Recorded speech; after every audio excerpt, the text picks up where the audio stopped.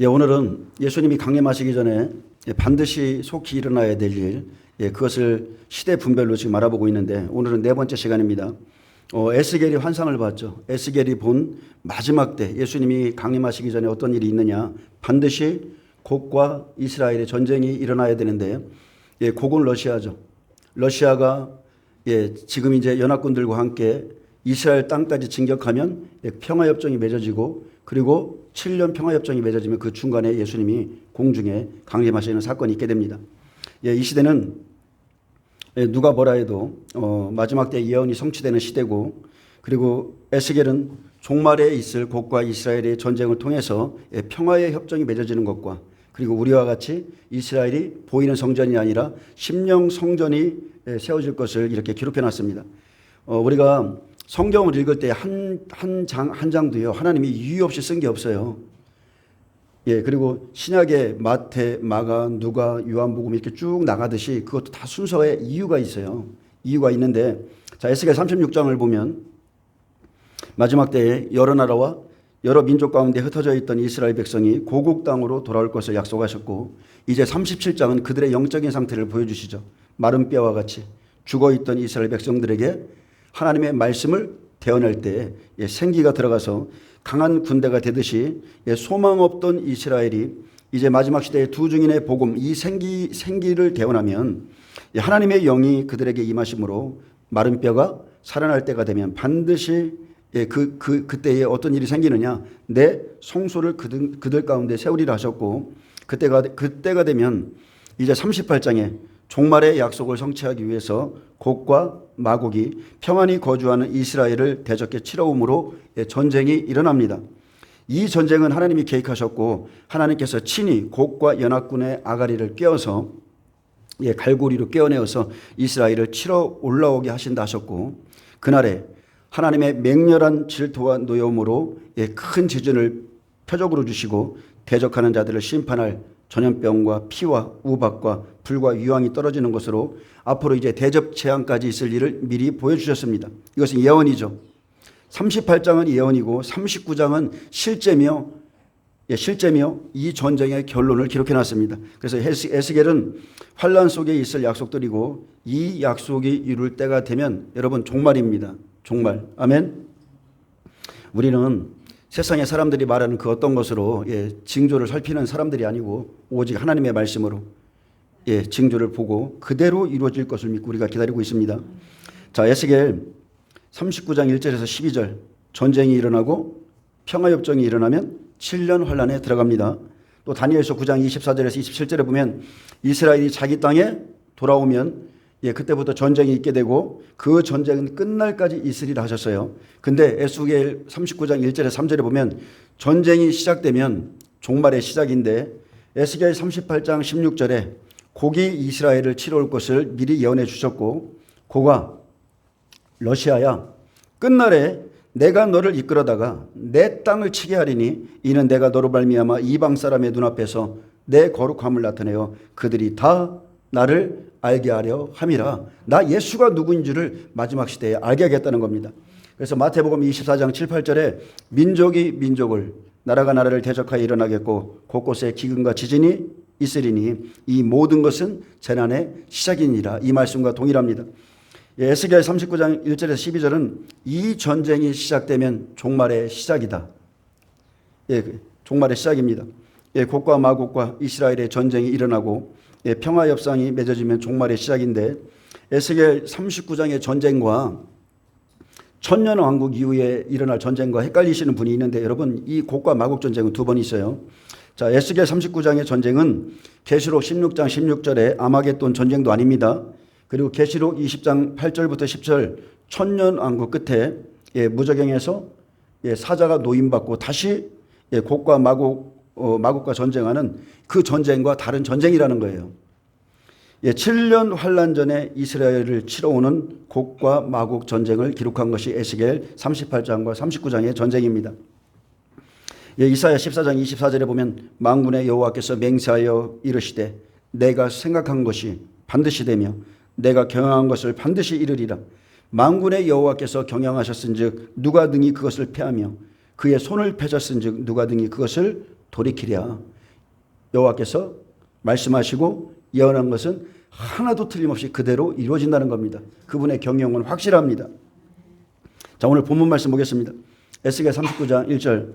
그러므로 인자야 너는 고객에게 예언하여 이르기를 주 여호와께서 이같이 말씀하시되 로스와 메섹과 두발한 고가 내가 너를 대적하여. 여기서 로스는 러시아죠. 메섹은 모스크바, 두발은 투볼스크로 조지아에 해당되고, 자, 이스라엘 백성을 침공하는 로스와 메섹과 두발한 곡은 당연히 러시아의 지도자로 현재 푸틴입니다.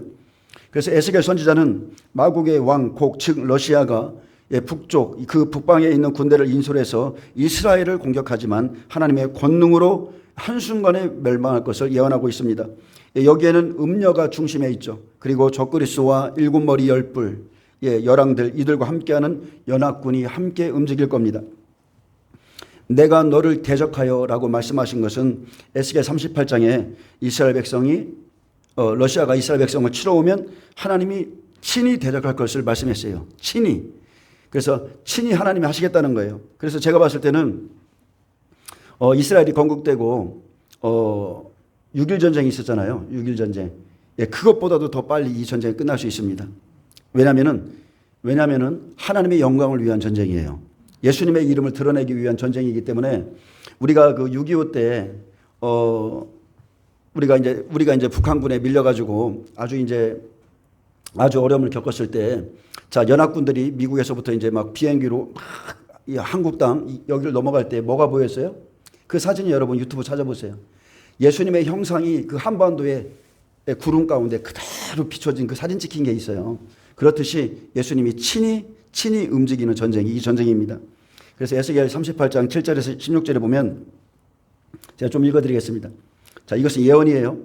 너는 스스로 예비하되 너와 내게 모인 무리들이 다 스스로 예비하고 너는 그들의 우두머리가 될지어다. 누가요? 러시아가.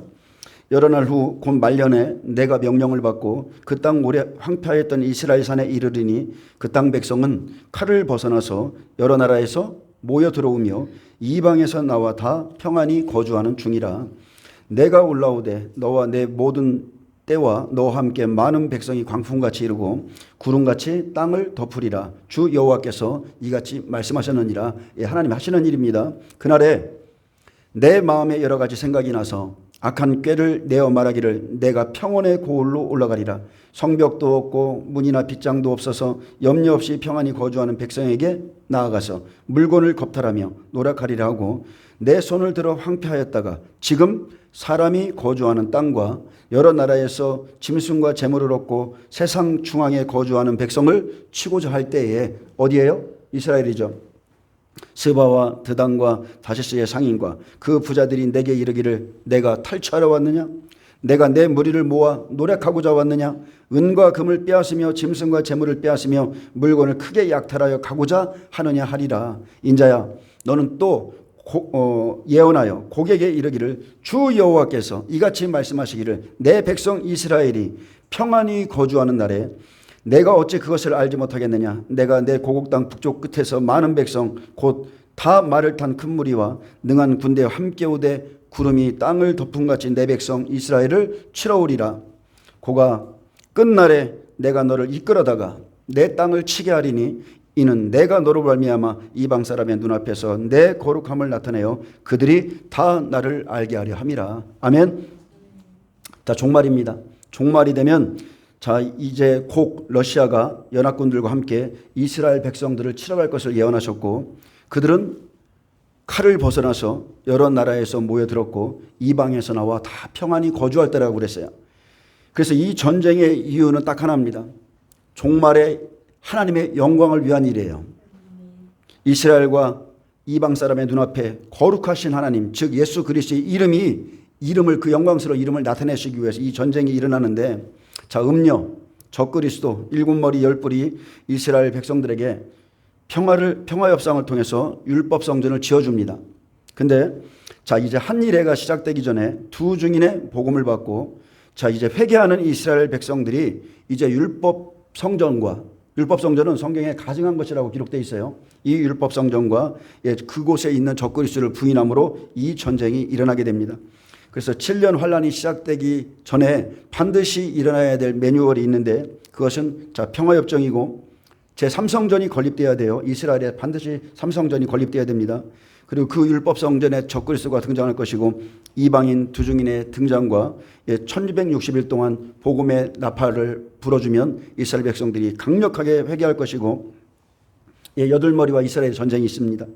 이 순서는 조금씩은 틀릴 수 있어요.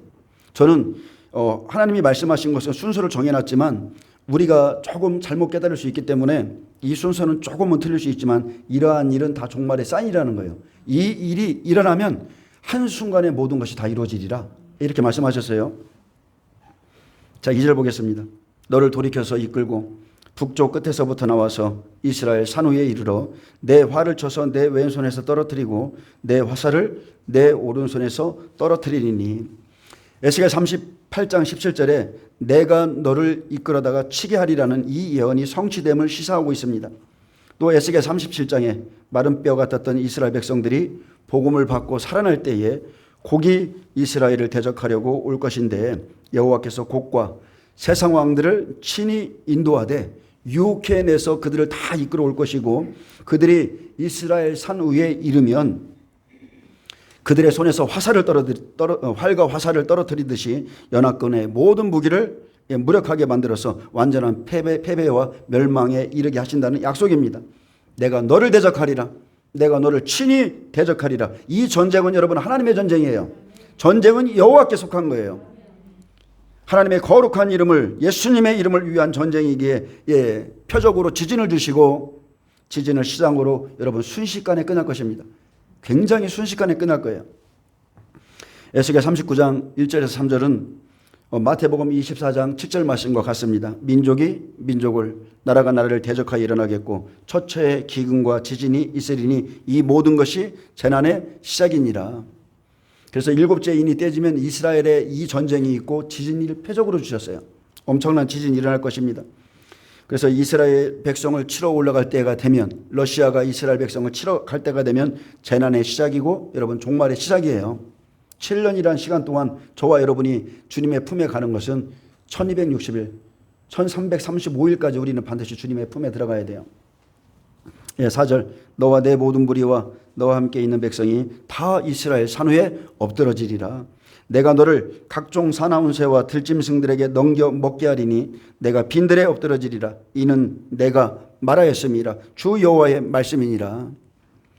에스겔 38장 18절에 곡과 그 무리들이 이스라엘을 치러 오면 하나님의 진노가 어느 정도인지를 미리 말씀하셨어요.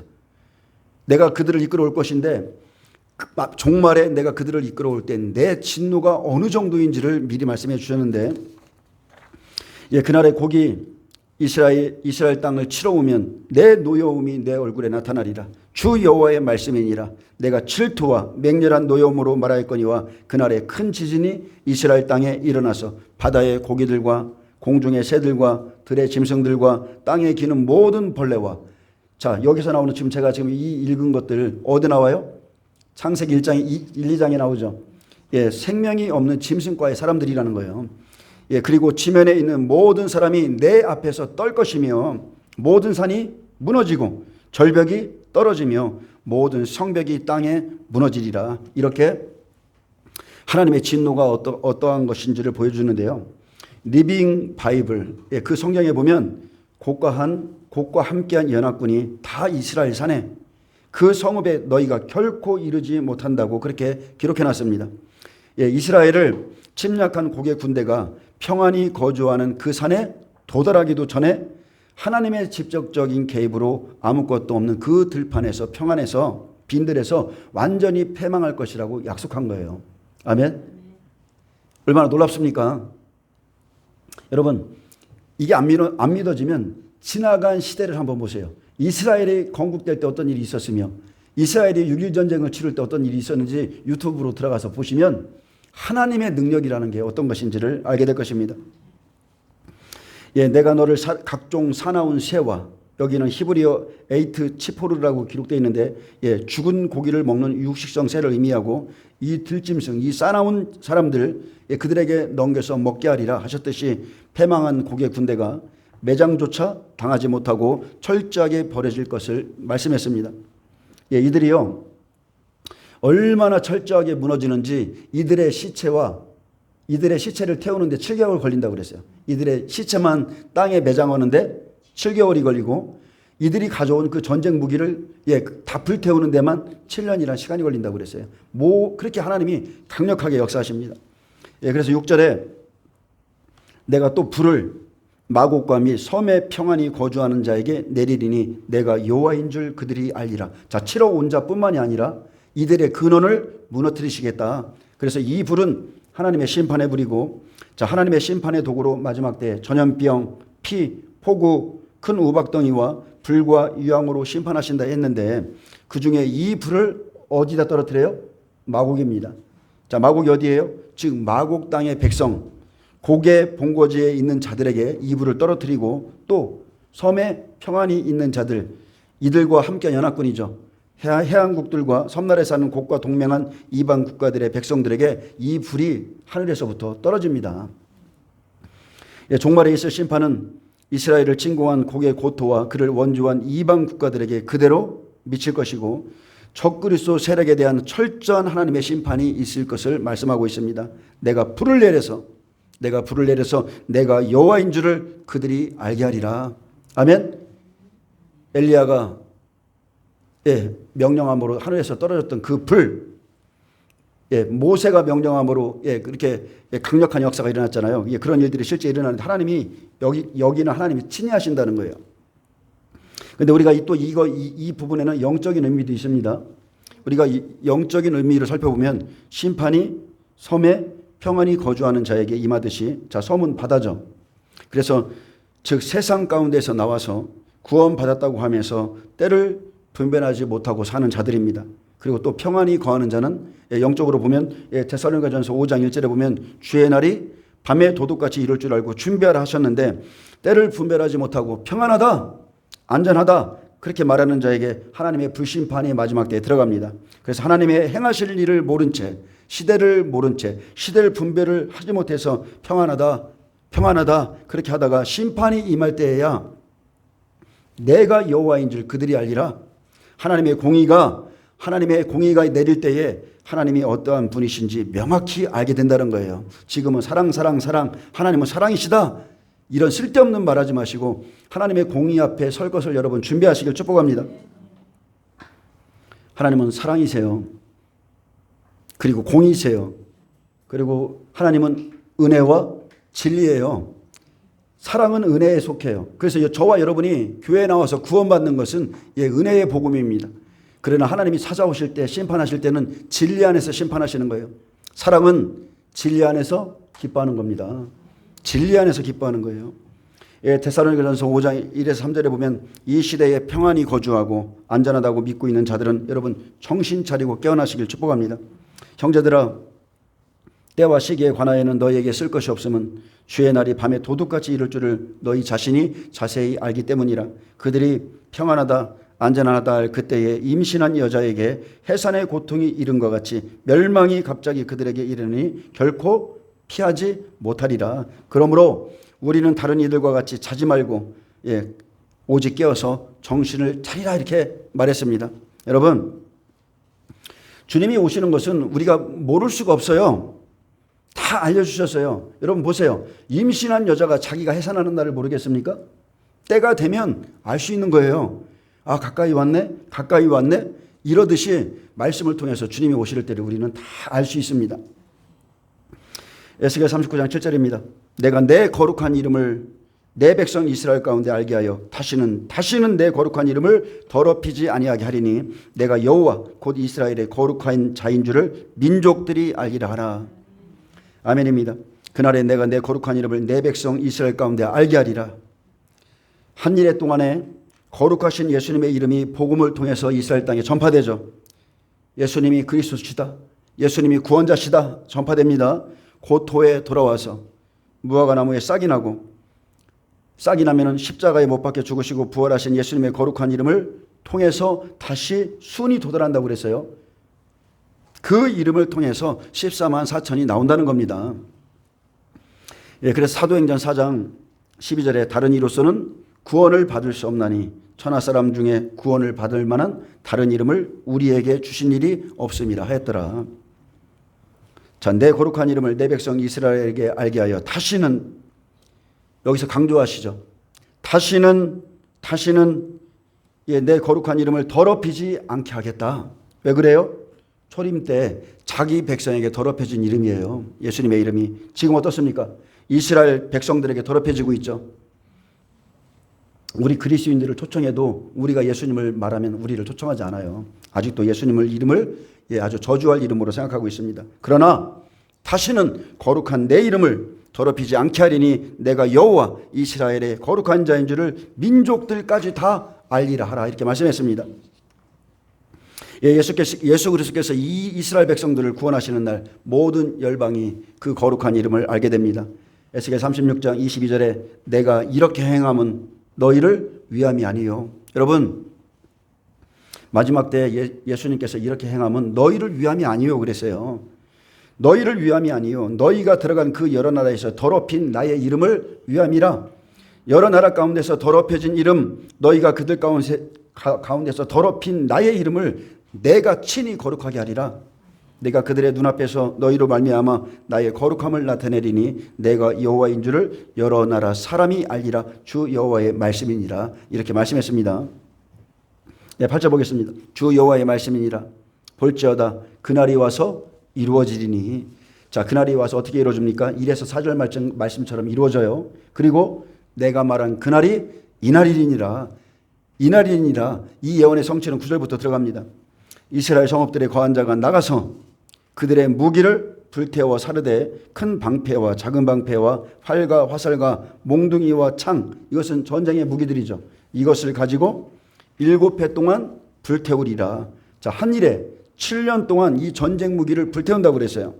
그래서 다니엘서 9장은 전쟁이 끝까지 있을 것이라 했는데, 자, 전쟁이 일어나고 7년 동안이나 땔감으로 그들의 전쟁 무기를 불태워 버린다는 것은 두 가지 의미가 있습니다.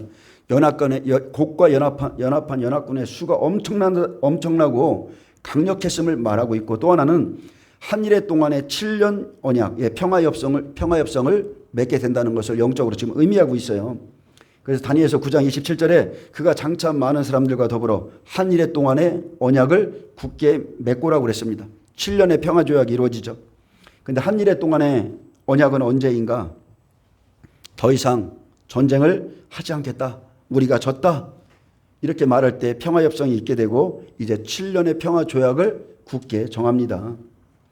평화협상이 이루어지면 어떤 일이 생겨요? 예수님 십자가에 돌아가신 후에 분명히 예수님이 예언하신 그대로 이스라엘 백성 주 70년에 멸망했죠. 그리고 다시 고토에 들어오리라 약속하신 대로 1948년 5월 14일 자기 나라에 들어왔고, 그리고 그들이 건국한 후에 끝까지 전쟁이 있으리라 말씀하셨는데, 이 전쟁이 그치고 평화협상을 맺으면 이제 누가 들어가요? 이스라엘 땅에 하나님의 권세를 받은 두 증인이 들어가서 복음을 전함으로, 자, 복음을 전하면 구약에서는 어떤 일을 했느냐? 율법 성전을 지으려고 나무하러 가라고 그랬어요. 네, 살림에 가라고 그랬습니다. 율법 성전을, 이 성전의 재료죠. 나무하러 가야 되는데 마지막 시대에는 복음을 통해서 성령이 우리에게 성령이 임하시고 그들이 이제 심령 성전을 짓기 때문에 나무하러 가지 않습니다. 이 차이를 아시겠어요? 그들도 우리와 같이 보이지 않는 이 심령 성전을 주기 위해서 너희가 이제는 나무하러 갈 필요가 없다는 거예요. 내가 내 영이 너희 안에 이제 거할 거라는 거예요. 그래서 나무하러 가지 않습니다. 대신에 무슨 일이 있습니까? 대신에 구약의 사람들이 나무하러 가듯이 강력한 회개운동이 7개월 동안 일어나는 거예요. 강력한 회개운동. 회개함으로 심령 성전이 지어지죠. 그들이 회개할 때 하나님의 영이 그들 속에 들어가요. 저와 여러분의 지금 여러분 안에 하나님의 영이 거하시죠. 성령으로 저와 여러분을 인쳤죠. 너는 내 아들이다 인쳤어요. 그들이 그 사건이 생긴다는 거예요. 그래서 요한복음 3장 19절에 너희가 이 성전을 헐라 내가 사흘 동안에 일으키리라. 예수님은 심령 성전을 세우기 위해 오신 분이십니다. 또다시 마지막 때에 스룹바벨 성전 세워지듯이 보이는 성전이 세워지겠지만 그 안에서 그들이 울며 통곡하며 자기 조상들이 죽인 예수의 이름을 부르면서 회개할 때에 심령 성전이 세워집니다. 그러면 10절 같이 되죠. 이와 같이 그 무기로 불을 피울 것이므로. 자, 전쟁이 그치고 전쟁 무기를 불태우되 7년을 불태우는데 이것은 평화협상이죠. 그 무기로 불을 피울 것이므로 그들이 들에서 나무를 주워오지 아니하며 숲에서 벌목하지 아니하겠고. 이것은 조금 이따가 학개서를 통해서 좀 말씀드리겠는데, 여러분 이제는 보이는 율법 성전이 필요치 않기 때문에 나무도 주워오지 않고 숲에서 벌목하지 않습니다. 그리고 전에 자기에게서 약탈하던 자의 것을 약탈하고 전에 자기에게서 늑탈하던 자의 것을 늑탈하리라. 주 여호와의 말씀이니라. 자기 민족을 향하신 하나님의 크신 능력과 영광스러운 예수님의 이름을 알게 되므로 이제 나무를 주워오는 일이 또 숲을 벌목할 필요가 없게 되고, 이제 복음이 들어가면 초림과 똑같은 시간에 복음이 들어가면 율법 성전이 아닌 이제 심령 성전이 건축됩니다. 그래서 보이는 성전 건축이 아니기에 더 이상 나무하러 갈 필요가 없습니다. 전에 자기에게서 약탈하던 자의 것을 약탈하고 전에 자기에게서 늑탈하던 자의 것을 늑탈하리라. 자, 이제 대적물의 소유를 차지하게 하시는데, 탈취물을 주시는데 초림 때의 일은 재림 때의 일과 같죠. 여러분, 복음을 받으면 어떻게 돼요? 잡아먹으러 가는 겁니다. 복음을 받은 사람은 땅을 갈라 나가는 거예요. 아멘. 쉽게 말하면 예수님께서 자기 땅, 자기 백성에게 오셔서 마태복음 5장 7장에 복음의 말씀을 주셨죠.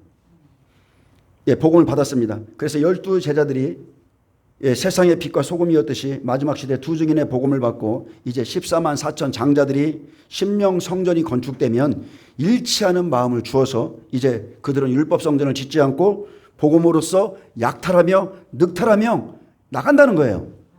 자기 민족에게 복음을 전해서 율법 안에 있는 자들이 다 복음에 잡아먹힙니다. 그래서 전쟁으로 인해서 전 세계는 난리가 났지만 이제 평화 협상을 했기 때문에 이 안에서 일어나는 일은 무슨 전쟁? 영적 전쟁이라는 거예요. 그래서 전 3년반은 성도를 내어준 바 되는데 어떻게 내어줘요? 뱀시대라는 거예요. 뱀시대.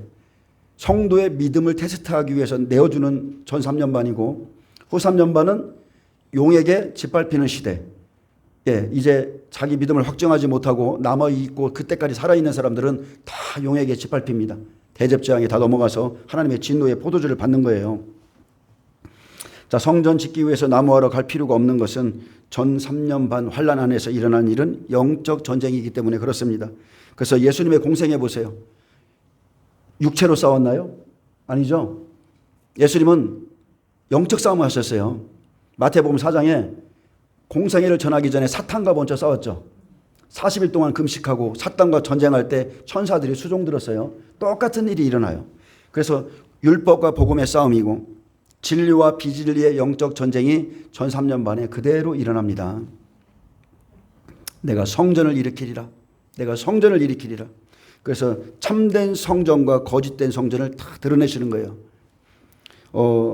이제 여러분 학개서 1장 1장을 좀 펴시기 바랍니다. 1장. 여러분 이것을 좀 보셔야 돼요. 이게 굉장히 중요합니다. 학개서 1장입니다.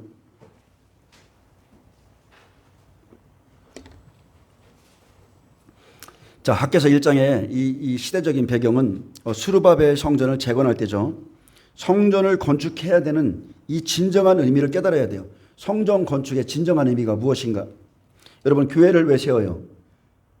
이 건물이 하나님이 우리에게 물리적인 영토로 주셨지만 그것보다 더 중요한 것은 이 안에 있는 사람들의 하나님을 사랑하는 마음이고, 이 안에서 성령을 사람들이 받고, 그리고 성전된 몸이 유기체로 연결돼서 이 안에서 지어져 가면서 하나님 나라의 벽돌과 같이 이렇게 지어져 가는 거예요.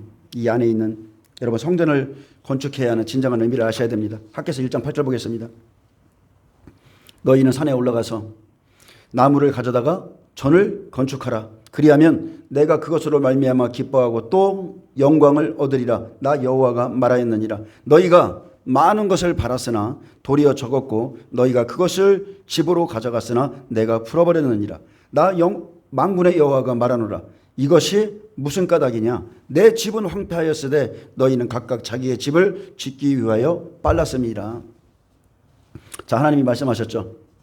너희가 성전을 건축하면 내가 기뻐하고 내가 영광을 받을 것이며 복을 주리라 말씀하셨어요. 근데 학개 1장 2절을 보세요. 학개 1장 2절부터 7절에는 여호와께서 학개에게 말씀하셨듯이 이스라엘의 죄는 다른 게 아니에요. 이스라엘의 죄는 여호와의 전을 건축할 시기가 되었음에도 여호와의 전을 건축할 시기가 이르지 아니하였다고 말하는 그 백성들의 태도와 행위를 책망하신 것입니다. 유대인들이 바벨론 포도에서 왜 풀려났습니까? 여러분 이것을 아셔야 돼요.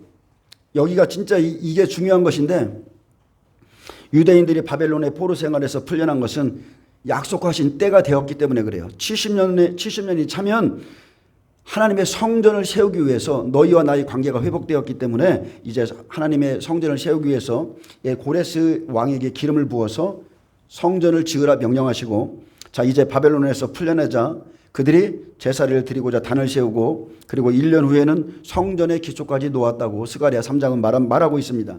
근데 그렇게 처음에는요, 바벨론에서 그발강가에서 울면서 고토로 돌려보내달라고 그렇게 울던 자들이 한동안은 1년 동안은 잘 성전을 건축했어요. 근데 성전이 그렇게 급진전하듯이 보였는데 바사 왕국의 금지령을 받게 되자 작업은 중단되었고, 또 권력의 압박을 받게 되자 그 권력에 굴복했으며, 대적들의 맹렬함이 누그러진 후에도 더 이상 성전 건축에 대해 다시 마음을 쓰지 않았고 그대로 방치해두었습니다. 그들은 첫사랑을 잃어버리고 있었어요. 여러분 지금 이게 우리의 모습 같지 않습니까? 우리의 모습이랑 똑같아요. 2년 동안 3년 동안 정부에 의해서 압박을 받고 예배드리지 말라 그러니까 다 집으로 돌아가고, 아직까지도 이 맹렬함이 사라졌는데 누그러졌는데 아직까지도 예배에 회복이 안 됐어요. 첫사랑을 잃어버리고 있는 겁니다. 여러분 바벨론으로 그들이 끌려갔던 것은 그들의 죄와 죄악 그리고 허물 때문이었고, 그런데도 불구하고 하나님의 약속 때문에 모든 죄를 사하여 주시고 다시 성전을 짓기를 원했지만, 포로 생활에서 풀려난 후에 늑장 부리는 백성들은 이렇게 말하고 있었습니다. 학개를 통해서 자기들의 의무를 버린 사람들, 그 사람들이 이렇게 말했어요. 여호와의 건축할 시기가 이르지 아니하였다. 우리 삶의 손실조차 복구되지 않았다.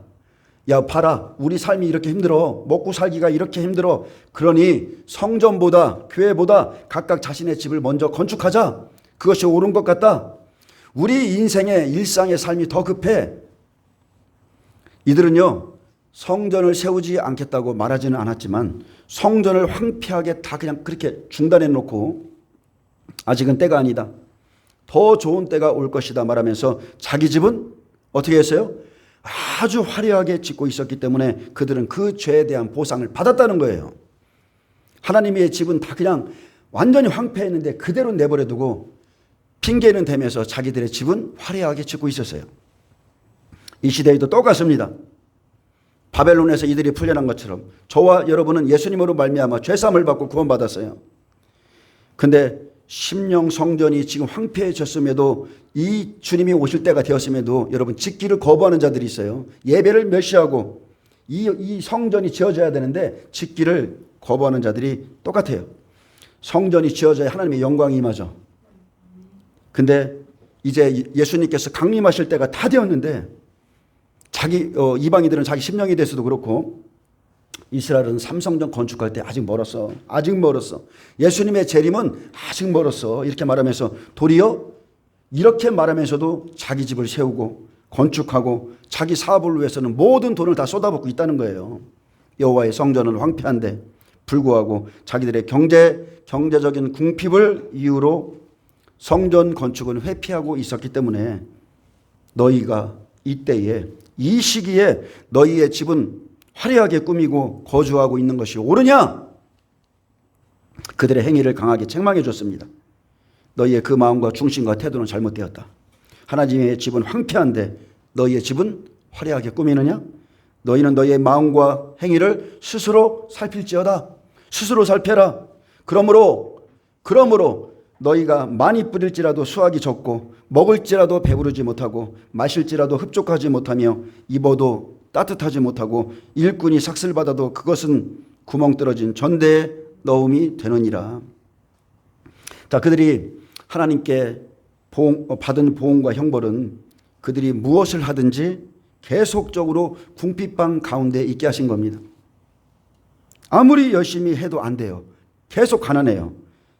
하나님의 성전을 세우는 것보다 자신의 집과 사업을 우선시하는 자들에 대한 보응은 성전을 건축하기 위해 사용하지 않는 소유를 그 사람의 삶에 그대로 임하게 하신 거라는 거예요. 하나님의 집을 건축해야 되는 의무가 있는데 그것을 안 한 것을 그 사람의 삶에 하나님이 그대로 대갚아 주셨어요. 그게 뭡니까? 기근과 한재가 들게 하신 겁니다. 자기에게 쓸 것은 있어도 하나님을 위해서는 쓸 것이 없다. 그러므로 그들의 삶에 한재가 임하게 하셨다는 겁니다. 근데 여러분, 이것은 이스라엘 백성들에게 주신 말씀이죠. 그러면 저와 여러분이 받아야 될 메시지는 뭘까요? 여러분 보세요. 이제 주님의 강림이 와요. 삼성전이 지어지기 전에 우리 이방인들의 성전 짓는 것은 끝나요. 이것을 꼭 기억하세요. 그래서 저와 여러분은 잘 새겨야 될 게 고린도전서 3장 16절에 너희가 하나님의 성전인 것과 하나님의 성령이 너희 안에 계시는 것을 알지 못하느냐. 여기까지는 모든 사람이 알아요. 내가 성전이야. 아무 데서나 기도해도 돼. 이렇게 말해요. 다 내가 성전인 걸 알아요. 그러나 그 다음 말에 주목하지 않습니다. 누구든지 하나님의 성전을 더럽히면 하나님이 그 사람을 멸하시리라. 하나님의 성전은 거룩하니 너희도 거룩할지니라. 아멘. 내가 하나님의 성전이라고 말하면서 내가 구원받았다고 말하면서 음란하고 정욕, 탐심, 분노하고 미워하고 그렇게 사는 자들은 마지막에 멸망당한다는 거예요. 너희의 성전은 거룩하게 하라는 겁니다. 이 시대 그리스도인들이 주님이 오실 때가 되었는데 성전된 자신의 몸 세우기를 즐거워하지 않고 세상의 일에 더 빠르다면 여러분 이 사람들처럼 동일한 저주 안에 있게 되는 거예요. 우리 이방인들이 성전된 하나님의 몸, 나의 몸이죠. 이것을 세우는 데 게으르고 성전 건축을 회피하며 저들처럼 육신의 삶에만 빠져 있다면 여러분 마지막에 기근과 가난으로 멸망당할 것이라 지금 미리 말하고 있는 겁니다. 너희는 너희 삶의 우선순위를 똑바로 해라. 그분의 나라와 의를 먼저 구해라. 무엇을 먹을까 마실까 매일 그런 이방인들처럼 그런 염려하지 말고 우선순위를 똑바로 해라. 그러면서 고린도후서 5장 15절은 말합니다. 그가 모든 사람을 대신하여 죽으심은 살아있는 자들로 하여금 다시는 그들 자신을 위하여 살지 않고 오직 그들을 대신하여 죽었다가 다시 살아난 이를 위해서 살게 하려 함이라. 여러분은 죽었어요. 어차피 지옥 가야 될 사람이었어요. 근데 예수님으로 말미암아 여러분이 새 생명을 얻었으면 이제 예수님을 위해서 살라는 거예요. 여러분 십자가 복음을 붙들고 그분의 나라가 이 땅에 임하기를 위해서 사시길 축복합니다. 여러분 살든지 죽든지 주를 위해 사시고 살아도 주를 위해서 죽어도 주를 위해서 사시길 축복합니다. 사람이요 의리라는 게 있어야 돼요. 의리. 세상에서도 사람과의 관계 속에 의리가 있는 거예요. 근데 예수님이 나를 위해서 십자가에서 대신 죽어주셨는데도 조금 뭐 하면은 삐져가지고 기도하다가 뭘 못 받으면 그냥 다오예요. 예수님이 우리에게 생명을 주셨는데 매일 다오 무엇을 해주세요. 도대체 무엇을 해달라는 거예요. 여러분 그분과 사랑에 빠지시길 축복합니다. 사랑에 빠지세요. 고린도후서 5장 20절은 말합니다. 하나님이 우리를 통하여 너희를 권면하시는 것 같이 지금 여기서 구약에서는 학계가 권면하고 있는 거예요. 그리스도를 대신해서 간청하노니 너희는 하나님과 화목하라. 하나님이 죄를 알지도 못하신 일을 우리를 대신하여 죄로 삼으신 것은 우리로 하여금 그 안에서 하나님의 의가 되게 하려 하심이라. 우리가 하나님과 함께 일하는 자로서 너희를 권하노니 하나님의 은혜를 헛되이 받지 말라. 이르시되 내가 은혜 베풀 때에 너에게 듣고 구원의 날에 너를 도왔다 하셨으니 보라 지금은 은혜 받을 때요. 보라 지금이 구원의 날이로다. 아멘. 여러분 오늘 구원 받으시길 축복합니다. 더러워진 내 심령에 있는 모든 더러운 것들을 여러분 다 씻어버리세요. 7개월 동안 이들이 그 시체들을 땅에 묻은 것처럼 여러분 날마다 회개하시길 축복합니다. 너희가 많은 것을 바랐으나 도리어 적었고 너희가 그것을 집으로 갔으나 내가 풀어버렸느니라. 성전을 건축하라. 너희는 산에 올라가서 나무를 가져다가 전을 건축하라. 그리하면 내가 그것으로 영광을 얻으리라. 명령에서도 율법 성전은 짓지 않고 자기의 욕심대로 살았기에 하나님께서 그들의 모든 소유를 풀어버셨어요. 이렇게 된 것이 무슨 까닭이냐? 내 집은 황폐하였으되 너희는 각각 자기의 집을 짓기 위해서 빨랐음이라. 그래서 재앙을 내렸다. 이 말은 지금 여러분 들으셔야 돼요. 여러분, 예배 드리는 일에는 빠지고, 그렇죠? 하나님의 일을 하는 데는 다 빠지면서 자기의 삶의 일에 빨랐다. 그것은 그래서 내가 너희에게 재앙을 내렸다. 너희가 여호와의 영광은 버리고 오히려 자기 집, 자기 일, 자기 사업을 더 우선시했기에 싹 다 불어버렸다. 이렇게 말하는 겁니다. 이거는 영적으로 저와 여러분이 들으셔야 될 말씀이에요. 10절에 보면 그러므로입니다. 그러므로 너희로 말미암아 하늘은 이슬을 그쳤고 땅은 산물을 그쳤으며 내가 이 땅과 산과 곡물과 새 포도주와 기름과 땅의 모든 소산과 사람과 가축과 손으로 수고하는 모든 일에 한재를 들게 하였느니라. 여러분, 한재가 뭡니까? 가뭄으로 생기는 재앙, 그것을 너희의 삶에 보냈다는 거예요. 유다 백성들이 하나님의 집은 황무하게 내버려뒀죠. 똑같습니다. 그리스도인들이 이 성전된 이 몸, 말씀과 기도로 거룩함을 입어야 되는데 그 일은 하지 않고 성전 건축보다 자기 집 짓는 데 빠르고 오직 자기 집안일에만 매달렸기 때문에 그들의 행위 때문에 재앙을 내리셨다. 여러분, 이 우선순위 똑바로 하세요. 유다 백성들의 죄악은 하늘과 땅 그 모든 소출에 영향을 미쳤습니다. 하나님이 얼마나 진노하셨는지 하늘의 이슬까지 그치게 하심으로 땅이 소출을 낼 수 없었고, 마지막도 어떻습니까? 저와 여러분이 기다리고 있는 이 7년 평화협정, 이 평화협정이 시작되면 7년 동안 기근이라고 그랬어요. 7년 기근. 그래서 가뭄을 시달리게 하셨고 이슬이 내리지 않으므로 유다 백성의 삶 전체를 파괴하는 피해를 끼쳤습니다. 내가 한재를 불러 임하게 하였느니라. 패역한 백성에 대한 하나님의 심판이죠. 말씀대로 살지 않았기 때문에, 말씀대로 행하지 않았기 때문에, 성전을 건축하라고 너희를 바벨론에서 풀어줬는데도 불구하고 땅과 말씀대로 행하지 않았기 때문에 땅과 산, 곡물과 포도주, 기름과 땅의 모든 소산과 사람과 가축과 사람의 손으로 한 일에 하나님의 심판의 방법대로 한재를 들게 하셔서 의식주의 모든 근원을 파괴하신다는 거예요. 여러분, 하나님의 말씀대로 살면 축복이 있습니다. 엄청난 축복이 있어요. 보세요. 주일날 말씀드리겠지만 출애굽할 때 어떤 일이 일어납니까? 애굽에게 다 사람들이 사로잡혀요. 애굽의 왕 바로에게 다 사로잡혀가지고 거기서 라암셋을 짓고 그들의 성을 건축하는데 붙들려 갑니다. 그렇기 때문에 근데 이 일 후에 참 놀라운 게 뭐냐면 한 20일에서 2 3일인가요? 지나가지고 어떤 일이 생겼냐면 학개가 하나님의 영으로 감동을 받았어요. 그래서 이 학개 선지자가 이제 성전 건축을 격려하기 시작했습니다. 야, 하나님의 뜻이 이거야. 너희가 이렇게 하고 있으면 안 돼. 그랬더니 스룹바벨과 여호수아와 남은 모든 백성이 적극적으로 호응하기 시작했어요. 하나님의 영이 막 움직이기 시작한 겁니다.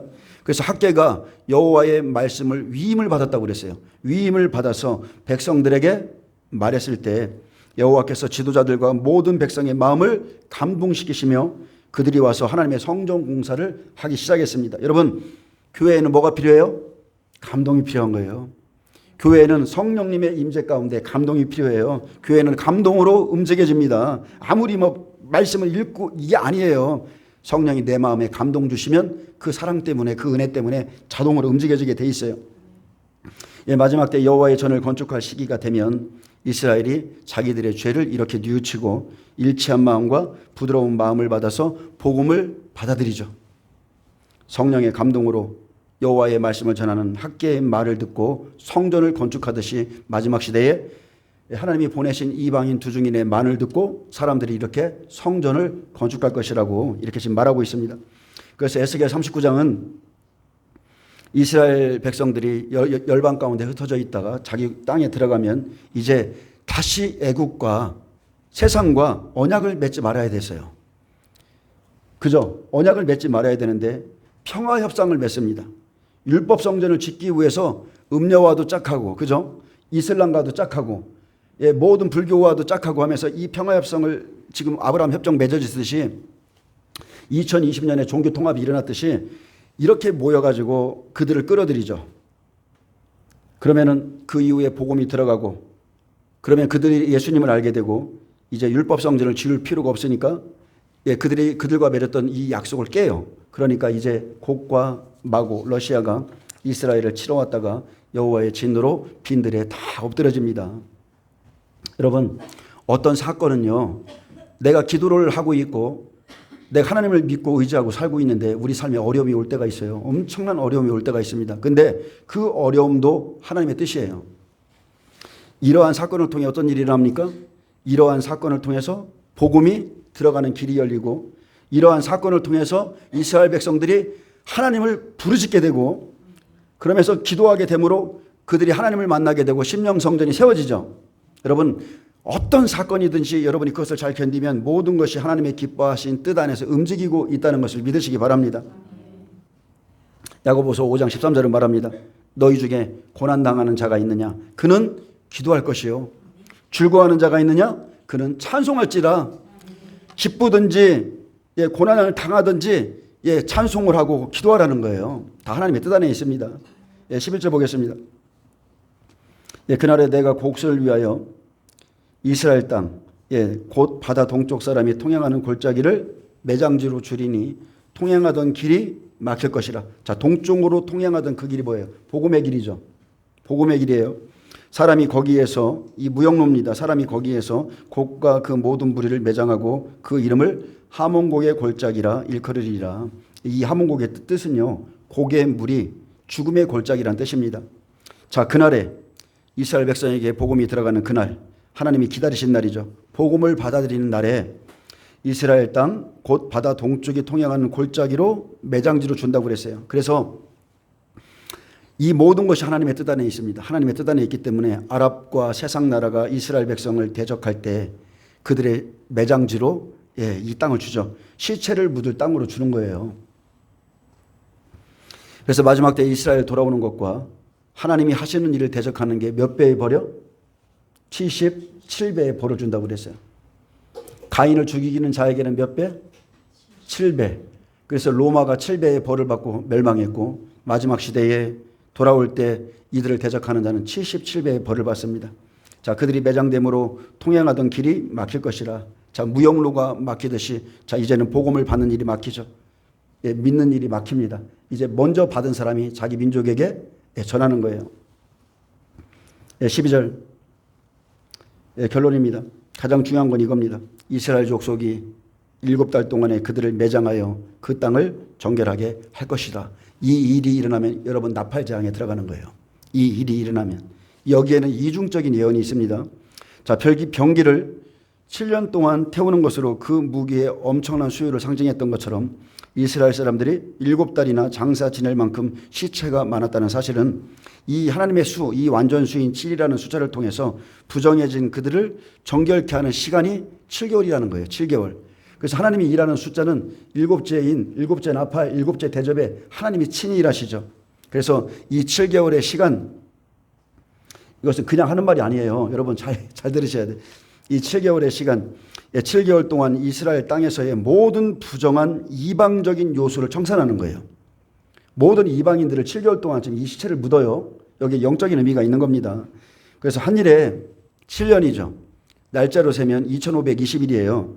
근데 적그리스도에게 실제 넘겨주는 시간은 2300주야죠. 그러면은 7개월 10일이 남아요. 7월 1일은 나팔절이고 7월 10일은 속죄절이에요. 그래서 7월 10일 속죄절에 이 7개월 회개의 시간을 주시는 거예요. 부정한 이방인을 싹 다 묻어버리듯이 그들의 땅이 심령이 완전히 정결하게 된다. 이 말은 그들이 기도함으로 깨끗하게 된다는 거예요. 깨끗하게 됩니다. 그래서 학개서 2장 11절에 보면 만군의 여호와가 말하노니 너는 제사장들에게 율법에 대해 물어 이르라는 거예요. 물어보라는 거예요. 여러분 지금 이 이스라엘 백성들이 율법 안에 있죠. 근데 시체를 만지면 어떻게 돼요? 부정한 자가 돼요. 만질 수가 없어요. 근데 사람이 이렇게 물으라고 그랬습니다. 사람이 옷자락에 거룩한 고기를 쌌는데 그 옷자락이 만일 떡에나 국에나 포도주에나 기름에나 다른 음식물에 닿았으면 그것이 성물이 되겠느냐 하라. 학개가 물음에 제사장들이 대답하이르되 아니라 하는지라. 학개가 이르되 시체를 만져서 부정하여 진 자가 만일 그것들 가운데 하나를 만지면 그것이 부정하겠느냐 하니 제사장들이 대답하이르되 부정하리라 했습니다. 부정하리라. 그럼 정하게 되는 방법이 있죠. 정해져야 돼요. 정하는 그런 절차를 가져야 됩니다. 이에 학개가 대답하여 이르되 여호와의 말씀에 내 앞에서 이 백성이 그러하고 이 나라가 그러하고 그들의 모든 손의 일도 그러하고 그들이 거기서 드리는 것도 부정하니라. 그러므로 뭐가 필요해요? 여러분, 뭐가 필요해요? 회개가 필요한 거예요. 마지막에 부흥은 여러분 그냥 찬양하고 사람들이 좋아 보이는 그런 부흥이 아니에요. 마지막 때 우리에게 지금 예언적으로 주신 부흥은 여러분 회개운동이에요. 회개운동. 그래서 얼마 전에 어디죠? 애리조나. 그게 가짜라는 게 드러나잖아요. 그것은 가짜일 수밖에 없어요. 왜냐하면 회개의 말씀이 없어요.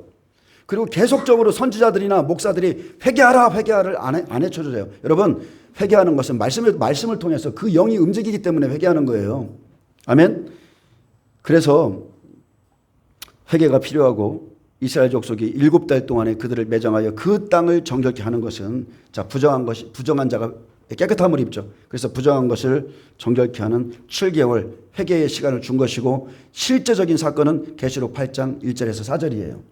이들의 회개 기도를 천사가 받아서 하나님의 금향로에 올라가면 이 회개의 향을 다 받으시고 하나님이 천사가 제단의 불을 땅에 쏟으면 나팔재앙이 시작되죠. 그래서 지진이 일어나는 거예요. 첫 번째 지진. 이제 원하건대 너희는 오늘부터 이전 곧 여호와의 전에 돌 위에 놓이지 아니하였던 때를 기억하라. 여호와의 성전에 돌이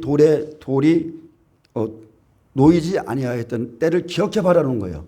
자, 성전이 건축하지 아니했을 때는 어떤 일이 있었느냐? 그때에는 20고루 곡식더미에 이른즉 10고루 뿐이었고 포도주 틀에 50고루를 기르러 이른즉 20고루 뿐이었느니라. 만군의 여호와가 말하노라. 내가 너희 손으로 지은 모든 일에 곡식을 마르게 하는 깐부기 재앙과 우방으로 쳤으나 너희가 그래도 내게로 돌이키지 아니하였느니라. 자, 이것은 성전을 세우기 전의 모습이죠. 그런데 우리에게 소망이 되는 말씀은 여러분 18절부터예요. 너희는 오늘 이전을 기억하라. 아홉째 달 9월 24일 곧 여호와의 성전 지대를 쌓던 날부터 기억하여 보라. 곡식 종자가 아직도 창고에 있느냐? 포도나무, 무화과나무, 성려나무, 감람나무의 열매가 맺지 못하였느니라. 그러나 오늘부터는 내가 너희에게 복을 주리라. 이것이 하나님의 약속입니다. 여러분, 성전 지대를 쌓던 날을 기억하여 보라. 성전을 세우는 자는 오늘부터 내가 너희에게 복을 주리라. 여러분, 성전을 세우시길 축복합니다. 오늘부터 여러분 심령 성전을 세우세요. 말씀과 기도로 세우시면 여러분 삶에 놀라운 축복이 있습니다. 그래서 하나님이 원하시는 성전, 이 심령 성전이 세워진 자는 여러분 복을 받아요. 그리고 우리에게 심령 성전이 세워진 여러 가지 도구가 있는데, 자, 말씀과 기도로 거룩함을 입고, 그리고 또 뭐가 있어요? 저와 여러분에게 주신 방언이 있어요. 방언은 자기의 덕을 세운다고 그랬죠. 자기의 덕을 세운다고 그랬는데 그 덕을 세운다는 그 의미가 똑같아요. 성전을 건축하다라는 뜻이에요. 성전, 우리 속에 있는 이 심령 성전을 건축하는 게 방언이기 때문에 사탄이 그렇게 공격하는 거예요. 거듭나지 못한 자, 계속 그 마귀 방언이라고 공격하면서 육신의 종들이 이 심령 성전을 건축하는 그 사람들을 보면서 랄랄랄랄랄라 뭐를 하든 따따따를 하든 뭐를 하든 그 뜻없는 소리가 없다고 그랬어요. 근데 이 심령 성전을 하나님의 영으로 건축하고 있는데 그 일을 못하게 하려고 그렇게 이 방언을 공격하는 겁니다. 여러분, 방언으로 심령 성전을 세우시길 축복합니다. 곡과 이스라엘 전쟁을 통하여 거룩하신 여호와의 이름이, 예수님의 이름이 드러나게 하시고 이스라엘 백성에게 복음이 들어가면 이렇게 7개월 동안 회개함으로, 자, 회개는 표현을 구약의 표현이기 때문에, 자, 시체를 매장하는 것 이렇게 표현하셨는데 37장에 보면 메마른 뼈죠. 그들은 메마른 뼈였어요. 여러분, 율법은 매장돼야 된다는 거예요. 예수님이 오셨기 때문에 초림과 똑같이 율법은 죽어야 돼. 그 소리예요. 그 소리. 그러면 그 땅이 정결해지고 복음으로써 이스라엘 장자 14만 4천이 나온다는 겁니다. 그래서 계시록 8장 1절에 하늘이 반시간쯤 고요하더니 7개월 이스라엘 백성들 하나님의 인을 쳐서 너희는 내 아들이라. 기도의 향을 받으시는 거예요. 구원받습니다. 그러면 어떤 일이 또 일어납니까? 데살로니가 후서 2장 1절에 4절 적그리스도가 왕으로 뽑혀요. 이 일이 있을 때에. 그러면 여러분 종말입니다. 이 순서로 계속 가는 거예요. 지금도 보세요. 이스라엘은 매일 전쟁 중이죠. 근데 전쟁이 끝나고 평화협정을 맺어야 한일의 때에 적그리스도가 세워지고 멸망으로 인도하는 자 적그리스도는 다른 게 아니에요. 이 시대에 강력한 정치 지도자가 나와서 이제 내년 3월인가요? 4월에 이제 WHO 조약이 새롭게 맺어지잖아요. 그러면 각 나라에 명령할 수 있는 어떤 강력한 정치 지도자 거기서 나올지는 모르겠지만 하나님의 성전에 앉아 나중에 자기를 하나님이라고 합니다. 그래서 데살로니가 후서 2장 1절에 형제들아 우리가 너희에게 구하는 것은 우리 주 예수 그리스도의 강림하심과 우리가 그 앞에 모임에 관하여 영어로나 또는 말로나 또는 우리에게나 받았다 하는 편지로나 말씀이죠. 주의 날이 이르렀다고 해서 쉽게 마음이 흔들리거나 두려워하지 말아야 한다는 것이라 했습니다. 근데 마지막 때 예수님이 오신다는 소리를 듣고 모일 때가 있어요. 지금이에요, 여러분. 제가 전하는 복음을 듣고 여러분이 오셨죠. 예수님이 오신다는 소리를 듣고 사람들이 모인다는 거예요. 마지막 때에. 근데 이 첫 번째 경고는 언제 일어났느냐? 이미 31년 전에 일어났어요. 하나님은 어찌됐든 간에 1992년 다미 선교회가 경고의 나팔을 불게 하셨고 그러나 그들은 자기들의 생각까지도 가미해서 전했기 때문에 문제가 생겼는데 시한부 종말론으로 휴거에 대한 소동이 일어났죠. 그 소동의 배경이 뭐였습니까? 그들은 정말 그리스도의 신부처럼 깨끗한 모습으로 기도하다가 갑자기 어느 날부터 영으로 말로 편지로 받았다. 주님이 언제 오신다고 했다. 그 사람들의 말을 가지고서 그런 것 때문에 휴거를 외치기 시작했어요. 그러나 그런 것들은 거짓된 것이었고 말이나 영이나 말, 편지는 여러분 거짓된 재료예요. 거짓된 것이었고 그런 주장을 하는 사람들이 결국 그 일 이후에 다 흩어져서 지금도 그 잔재를 가지고 환란전 휴거를 외치고 있다는 거예요. 그 사람들이 중심이 돼서 지금도 이 시대에 환란전 휴거를 외치고 있습니다. 여러분 초림의 한번 사건 보세요. 자, 동방박사가 와서 물었습니다. 유대인의 왕으로 오신 이가 어디 있느냐? 그랬더니 예루살렘 성이 완전히 뒤집어졌죠. 예루살렘 성을 뒤집어놨어요.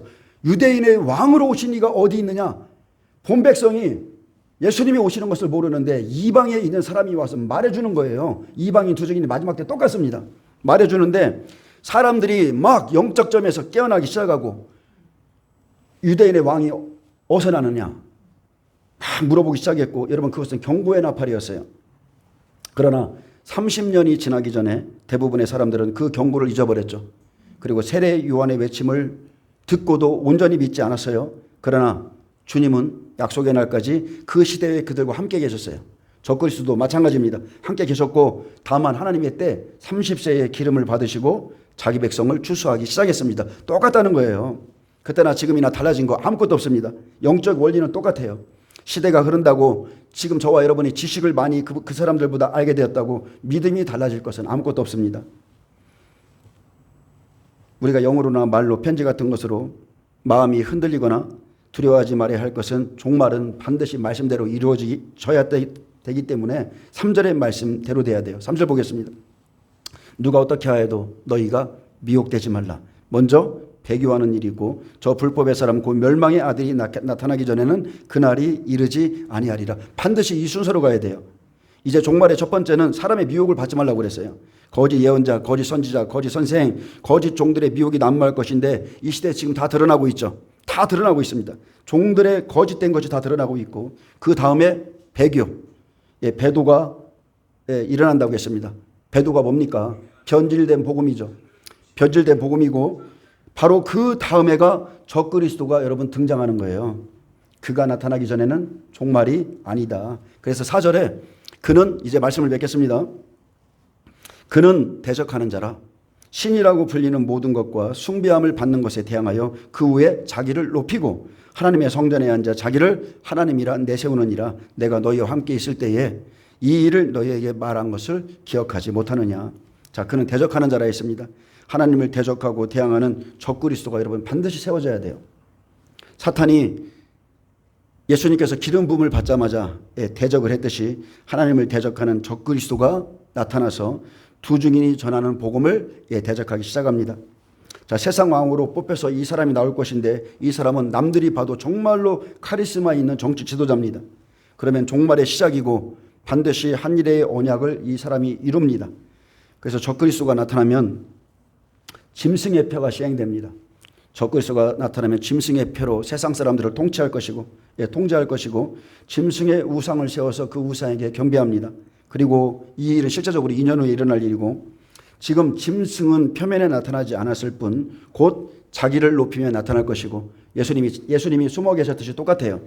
그 일을 위해서 지금 짐승의 시스템, 세계정부, 뉴월드 오더 그것은 이미 시작되었죠. 2020년 그죠? 2020년부터 짐승의 시스템은 전 세계에 시작되었습니다. 그래서 여러분 때를 알게 됐다면 부지런히 준비하시길 축복합니다. 무엇을 준비해야 되는가? 말씀을 통해서 때를 분별하면 여러분 종말이 보이게 되죠. 그러면 마지막 종말은요. 가장 큰 위험이 뭐냐면 짐승의 우상에게 경배하는 것과 짐승의 패를 받지 못하면 매매를 못한다는 거예요.